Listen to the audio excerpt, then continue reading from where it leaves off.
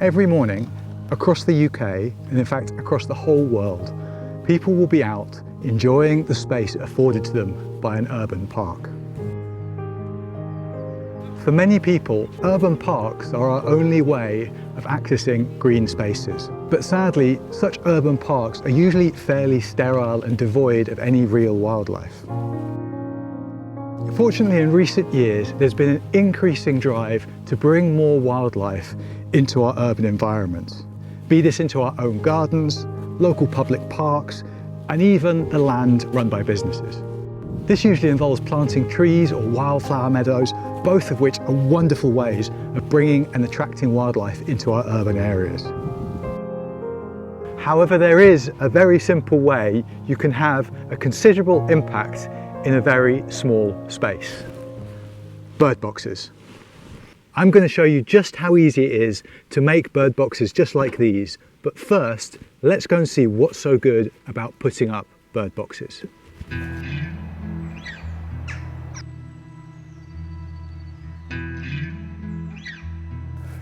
Many birds require tree holes, cavities, rotten boughs, somewhere to make their nests.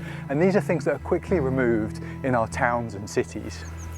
Dead branches and even whole trees are often cut for safety reasons. And so in our urban towns and cities, our trees often don't have places for birds to make their nests. But we can put up nest boxes, a nice safe space for the birds to rear their young that replicate some of the ancient woodlands that once covered our landscape. A safe space away from the roaming cats that decimate so many of our birds, and away from the squirrels that would love a clutch of bird eggs. Right now is the perfect time to get those nest boxes built and put up. It's the end of winter, we're moving into spring, and the birds will be looking for somewhere to make their nests. And in fact, February the 14th, as well as being Valentine's Day, also marks the beginning of National Nestbox Week. So let's get building. I'm making a bunch of bird boxes for the National Museum of Scotland's Collection Centre, which is their city centre research and collection site. But right now, I'm in Granton Castle Wall Gardens, who are also going to be receiving some of our bird boxes. And the idea is that they are just 400 metres away from the collection centre. And by joining up these two sites, we have a much bigger impact on biodiversity than if we were just focusing on putting bird boxes on one of these sites. You can easily build and put up bird boxes on your own patch of land at home. But by working with our community and our neighbours and all agreeing to do similar activities together, we can have a much bigger impact on urban biodiversity. And that's the real key, to connect disparate patches of land from across the city. And that's what the museum and the gardens are trying to do together. So how do we build a bird box? Well, first off, we need something to build the box out of. You can use pretty much any kind of timber. You can use recycled timber, you can go and buy nice new sawn timber from the sawmill. But I would make sure that it's at least 15 millimetres thick, and this makes sure that the final bird box is nice and cosy. In terms of the width, ideally about 150 millimetres wide. You want your bird box to be enough to put your hand in so that when you're cleaning out that bird box, you can get your hand in and actually get all the muck out of there in the autumn. In total length, you'll be using about 1.2 metres of timber. If you are using used timber, I would suggest that you try and make sure it hasn't been treated with anything nasty, anything oil-based, creosote, anything like that. As well as the timber, we're going to need a few tools and other materials. We're going to need a saw, something to cut the timber with, to cut it to size. We're going to need something to measure and something to mark the timber with so we know where we're going to cut. You're going to need either a screwdriver or a screwdriver drill or a hammer, as well as some nails and screws to join it all together to make it nice and firm and solid. We're also going to need something to make the holes with for the birds to get into the box. So I'm using this 25mm spade bit. We're also going to use some tacks when we make the hinge, or if you have one, you can use a staple gun, a good staple gun with solid staples. We're also going to need one slightly unusual item, and that is... that guy's up! a bicycle inner tube, which we're going to cut up to make the hinge for the lid on the bird boxes. Now, you don't have to go out and buy an inner tube like this. Just go to your local bike shop. There's plenty of people having punctures all the time. I went and they gave me way more inner tubes than I need. Just find a nice friendly local bike store. So once you've gathered all your materials, it's time to start making. And the plans that I'm basing these bird boxes off are from the British Trust for Ornithology. And I will put a link in the description below to the plans and also to a fantastic book if you want to find out more about making bird boxes for all different species and different sizes of birds. So I'll put a link to that down below. But the first thing we're going to do is measure up our wood. To mark up my wood for cutting, I'm going to take my tape measure, and first off, I'm going to measure out 300 millimeters, 30 centimeters. I'm going to make a mark on the wood, and this is going to be for my back piece that will hold the bird box onto the tree. I'm going to grab my saw, and using the right angle built into the saw, I'm just going to measure across like that. Next, I'm going to measure out 20 centimeters, 200 millimeters, and this is for the roof, the lid of the box. And again, draw a line across. And then for the front piece of the bird box, we're going to measure out 175 millimeters. And once again, we're going to draw a nice line across like that. We then have to do the side pieces, which are ever so slightly more complicated because we need a sloped angle on the one side. But really, it's very simple.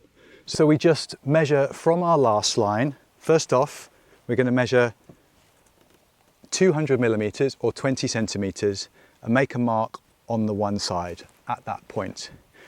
We're then going to go to the other side of the board and we're going to mark 175 millimeters, 17.5 centimeters. We then take the back edge of our saw, line it up between those points and draw a line across. And that should give us our sloped angle for this side piece. Then we want another side piece for the other side, obviously, and we simply mark up the opposite. So from this side, we're now going to do 175 millimeters. So I take my 175 millimeters and make a mark. And the other one, we want 200 millimeters or 20 centimeters and make another mark. We use our saw once again. This time we should find that we've got another right angle between the two lines and we draw across. And now it's time to get to work with the saw. Now, when we're cutting, we don't have to be absolutely perfectly precise because the birds aren't too fussed about exactly the quality of their bird houses. As long as they're warm and dry, and not too tiny, they'll be pretty happy. Once you've got all your wood cut, it's time to start joining them together. Now, I'm going to be using these self-tapping screws and a drill, but if you don't have that, there's absolutely no reason why you shouldn't just use a good old hammer and nails.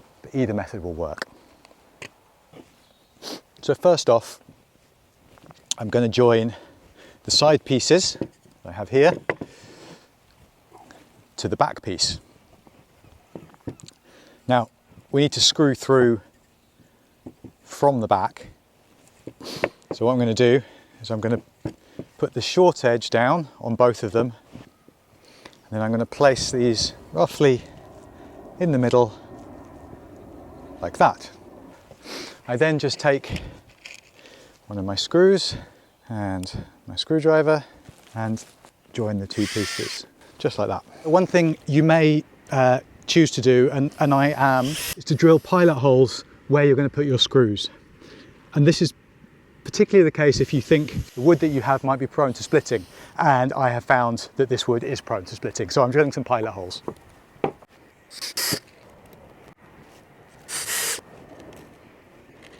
The next thing we want to do is measure where we put this first piece so we get the second piece exactly nice and lined up.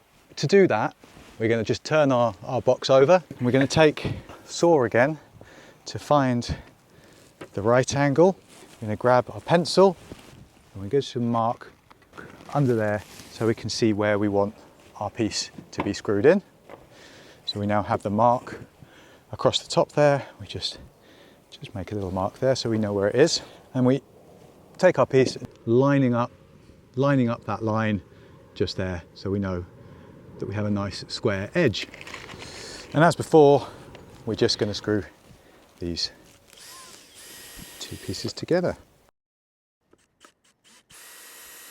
And if you want to use hammer and nails instead, obviously exactly the same, just, well, with hammer and nails.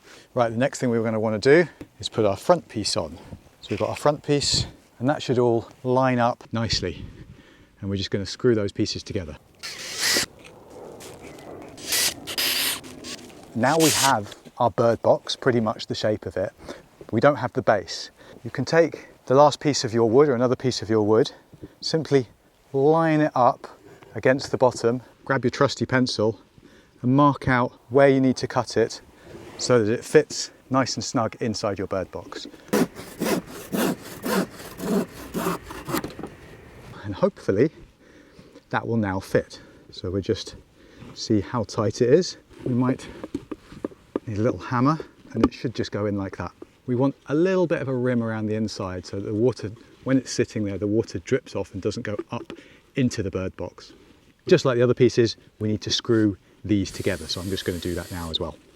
Next, we're going to put a hole in the front for the birds to enter and to leave from. We're going to use this 25mm drill bit. 25mm is good for something like a blue tit. Different birds prefer different size entry holes, and obviously for some of the bigger birds, like maybe a starling, we need a bigger box.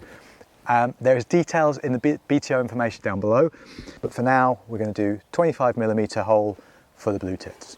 And we don't want it too near the bottom because this will allow predators to just reach in and easily reach down and get the eggs. So what I would suggest is 145mm up the front, find roughly the middle, and we simply drill a hole. Now it doesn't have to be exactly in the middle, exactly 145mm from the bottom. This is just a good guide. Now at this stage, I'm going to take a piece of sandpaper and just clean off any of the rough edges that you find around the box. It doesn't have to be perfect, and actually a little bit of a rough edge on the inside helps for when the chicks hatch and fledge and they want to climb up to the hole to get out again. So it really doesn't have to be perfect. The final bit for the construction of our box is to put the lid on top, and this is where the inner tube from the bicycle comes along. So we're going to take our inner tube and simply cut the piece that we need. Our inner tube piece is just going to provide a seal and a hinge for the top of the lid. So we're going to take our lid piece here and we're going to take our hinge about halfway across like this, and then you can either use tacks to nail this on, or I'm just going to use staples, and we're going to put a few staples to hold our hinge in place, just like that. Very simple. Then we get the main piece of our box like this. We're going to place the hinge down on here and making sure it's nice and tight where we want it. We're going to put some more staples in.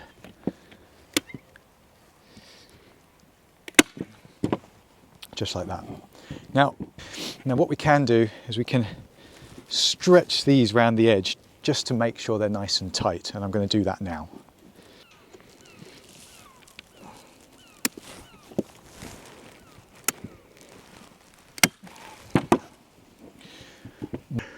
So there it is, a nice hinge. We're almost finished. It's just a couple more things to do.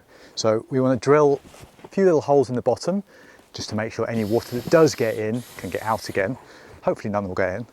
And the other thing we want is we don't want this kind of flapping about like this, so we're going to put a little latch on there, and we're just going to use a couple of nails and a bit of wire to do that. One just in the side here and one in the lid right above it.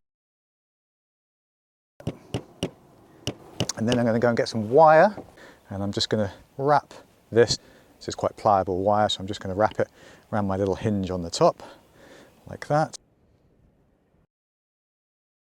We can just do one quick wrap around the bottom, and that will stop it from opening. And when we do want to open it, we just undo it and we can get in there to clean the bird box. And then where I'm going to hang the bird box, I'm just going to drill a hole right in the middle at the top for us to attach the bird box, and then again one in the bottom. And there is our finished bird box. We will be putting that up in the garden tomorrow, and hopefully in the spring a blue tit or another bird will come along and make a nest out of it. You'll notice that I didn't put a little perch under here. Please don't put perches on bird boxes. The birds don't need them. It actually makes it more difficult for them to come in, to get into the bird box. It also, more importantly, allows somewhere for the predators to stand on, waiting for the birds to come out. So don't put perches on your bird boxes. But there it is. I'm not painting it. It's already pressure treated wood. If you do decide you're going to treat your bird box, if you're going to put some sort of preservative on it, just put the preservative on the outside, not on the inside where the birds are going to be. And please, no bright colours. I know it looks lovely, but the birds are trying to hide away from predators. But that's it. Now I've just got another 25 of these to make and I'll be done for the day.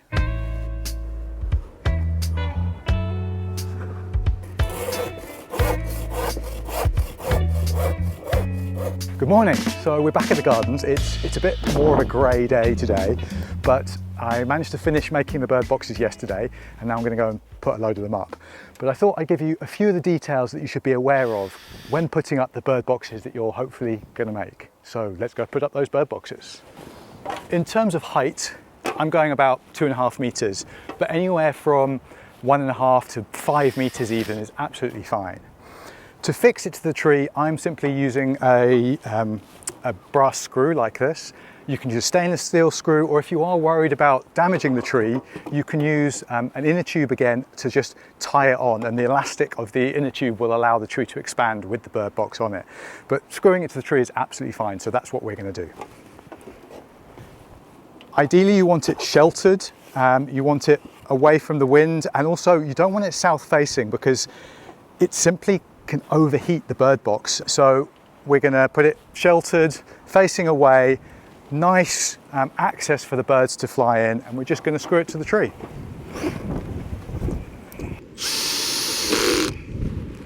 Using the 2 screw holes that we already made, so it's nice and easy.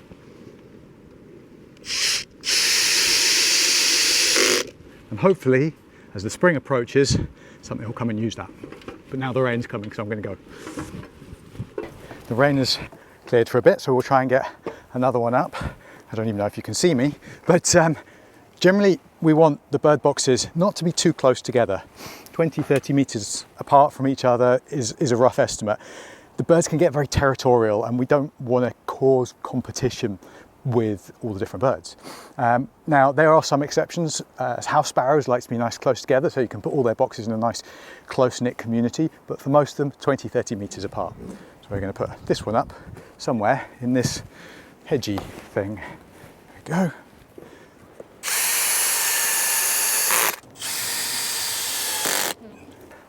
So I've made bird boxes of all different shapes and sizes with different entrance holes, all for different species. And if you do want to make something for a different species, I'd highly recommend this book. This is the one I'll put a link to in the description below. It's a great resource if you want to make different bird boxes for different species. But now we're going to put this one up in this tree.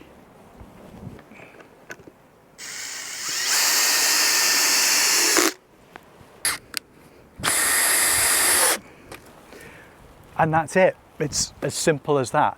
It's all about location, and I'm not a bird, so I do hope that the birds do enjoy this location and come and use it. If I find they haven't used it in maybe a couple of years' time, I'll move it to a different spot and see if that's better. The only thing left to do is at the end of autumn, once they've finished using the nest boxes, is to come and empty them out. Just lift the lid, see what's been using it, if anything, and if there's a bit of nest material in there, just pull that out and you can throw that away or put it on your compost. That's it. All there is left to do is to say, please go and make some nest boxes and enjoy it. It's great fun, it's really satisfying. Have a wonderful day.